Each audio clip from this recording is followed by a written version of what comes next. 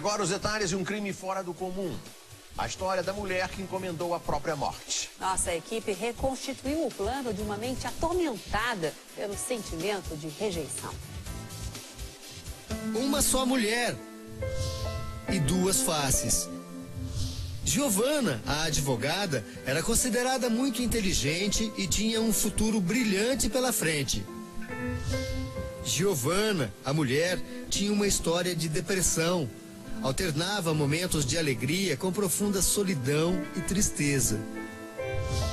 Uma só mulher e duas personalidades diferentes numa disputa intensa e constante. A face mais perversa venceu e Giovana planejou a própria morte. Giovana Matias Manzano tinha 35 anos. Ela nasceu e cresceu em Penápolis, no interior de São Paulo.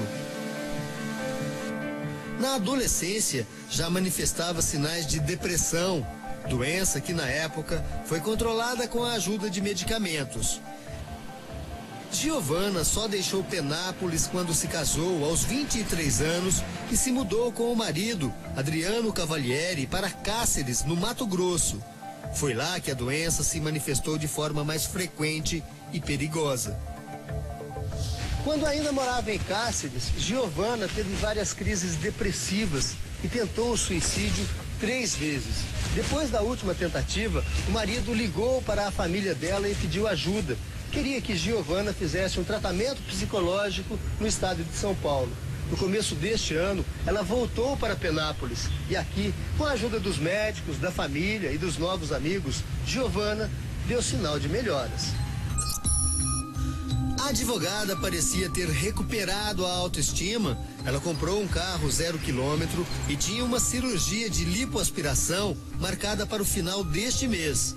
Giovana também queria prestar concurso para oficial de promotoria. Por isso se matriculou numa escola preparatória, onde se destacou como uma aluna brilhante. Era uma mulher inteligente, ela já havia passado nas provas da Polícia Federal. Só não passou no teste físico, mas assim, ela falava muito bem de tudo e era excelente aluna. Mas Giovana também dava sinais de desequilíbrio. A solidão, a tristeza e a angústia ainda perseguiam a advogada. Às vezes ela chorava, às vezes ela me telefonava durante a noite, às vezes durante o dia, na minha casa mesmo, para conversar um pouquinho comigo. E sempre que a gente conversava, ela ficava bem em seguida. De acordo com os parentes e amigos, a situação emocional de Giovana piorou muito a partir de março deste ano. Foi quando o marido veio de Mato Grosso e pediu a separação. Ela nunca se conformou com isso. Foi nessa época também que os médicos que acompanhavam Giovana descobriram que ela sofria de uma doença rara que provoca transtornos de personalidade. Se caracteriza principalmente por uma angústia muito grande, muito forte, né? Um sentimento de abandono, um sentimento de medo da rejeição, medo do abandono, e que tem também pensamento suicida muito constante. Giovana se sentia rejeitada. Ela descobriu que era filha adotiva já adulta e o sentimento se acentuou quando o marido pediu a separação. Giovana não suportou a angústia e planejou a própria morte de um modo surpreendente. Não um suicídio, como seria previsível. Giovana escolheu ser assassinada. O primeiro passo foi achar um matador e ela encontrou o Wellington. O rapaz de 21 anos, que já tinha sido preso por tráfico de drogas, foi apresentado a Giovana no domingo, véspera do assassinato. Nesta entrevista exclusiva, Wellington contou como foi o encontro. Foi apresentada, ela veio falar comigo que queria morrer, foi no Dia dos Namorados. Nunca vi ela, não conhecia ela, e o cara apresentou ela lá e tal. Começou a conversar comigo, falar da vida dela, que ela estava sofrendo, que ela queria morrer e ela só pensava em morrer, e falou que tinha dinheiro para pagar a morte dela. Giovana ofereceu 20 mil reais para a assassinada. Wellington aceitou. Ela queria morrer e e precisava de alguém. Achou eu e quando ela me encontrou era a última pessoa que ela falou, você é a última pessoa que eu vou falar. E você vai fazer o serviço. Os últimos detalhes do plano foram acertados neste motel, na segunda-feira, dia do assassinato. Wellington avisou que levaria um amigo com ele. Foi no motel que ela escreveu uma carta para a família. A primeira frase é de despedida. Mãe, adeus. Finalmente consegui o que queria. Um adeus também para o ex-marido. Te amo, sinto sua falta. Naquela segunda-feira, Giovana seguiu um roteiro que parece ter sido cuidadosamente planejado. Depois do encontro no motel, ela veio até uma agência bancária no centro e sacou R$5.000. Dinheiro que seria usado para pagar o próprio matador. Daqui, então, Giovana seguiu para aquele que seria o último compromisso da vida dela. Uma aula com as amigas na escola preparatória de concursos. Na aula, as amigas perceberam a diferença. Giovana foi encontrada chorando no banheiro. Ela estava agachada, com a cabeça baixa, abraçada com as pernas e chorando bastante. Quando a aula terminou, Giovana se despediu da professora de uma forma diferente. Ela saiu, eu a chamei, falei, mas como que você vai indo assim sem meu abraço? Aí ela voltou e me abraçou muito, muito, muito, e eu beijei muito o rosto dela, porque eu já sabia que ela estava meio triste, né? Porque no intervalo ela já havia chorado. Ninguém sabia, mas Giovana caminhava para a própria morte. Foi aqui no meio deste canavial, a mais de 10 quilômetros da cidade, que aconteceu a última etapa do plano elaborado pela própria vítima.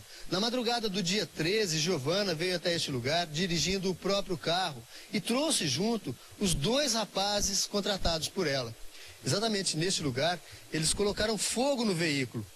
De acordo com o depoimento dos criminosos, Giovana fez questão de assistir o incêndio até o fim. Depois, caminhou nessa direção. Foram mais ou menos 7 passos até chegar no lugar que ela escolheu para ser morta. Bem aqui. E tudo aconteceu como Giovana determinou. 3 tiros foram disparados a queima-roupa, 1 na nuca e 2 na cabeça. Estas imagens foram feitas horas depois do crime. O carro está completamente queimado. Um pouco à frente, o corpo de Giovana. A carta de despedida estava ao lado do corpo. Wellington contou detalhes surpreendentes do que aconteceu naquela noite. Falou pra mim que tinha feito uma pesquisa na internet que se eu fosse matar ela, que ela queria morrer, então se eu fosse atirar, era pra atirar na cabeça dela, porque se eu atirasse no peito, em algum lugar, iria deixar ela na cama, e ela tinha estudado que 2 tiros na cabeça é que mataria ela, que ela sabia que ia morrer. Wellington disse que Giovana entregou um envelope com o dinheiro e que nesse momento ele pensou em fugir, mas que foi ameaçado pela advogada. Ela falou assim, eu tenho conhecimento, conheço pessoas que podem acabar com a sua vida. Você acha que eu sou idiota? Ela falou pra mim, você vai me matar agora ou eu vou acabar com a sua vida. Wellington afirma que a advogada tentou pegar o revólver que estava nas mãos do amigo dele.